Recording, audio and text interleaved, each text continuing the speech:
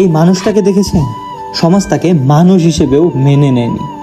তাকে অপমান করা হয়েছে, মারধর করা হয়েছে, শেষ পর্যন্ত তাকে মেরেও ফেলা হয়েছিল। কিন্তু মৃত্যুর পরেও সে হারিয়ে যায়নি, বরং ফিরে এসেছিল এমন একটা প্রতিশোধ নিতে, যেটা শোনার পর আপনি নিজেও 1 মিনিট ভাবতে লাগবেন যে কেন তার সাথে এমন হয়েছিল, বা তার সাথে এটা না হলেও পারত।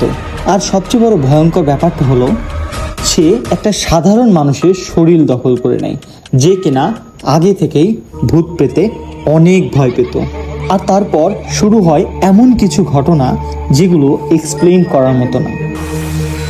এই ঘটনাটা শুধু একটা ভূতের ঘটনা না, এটা এমন একজন মানুষের ঘটনা যে মৃত্যুর পরেও বিচার চাইতে ফিরে এসেছিল।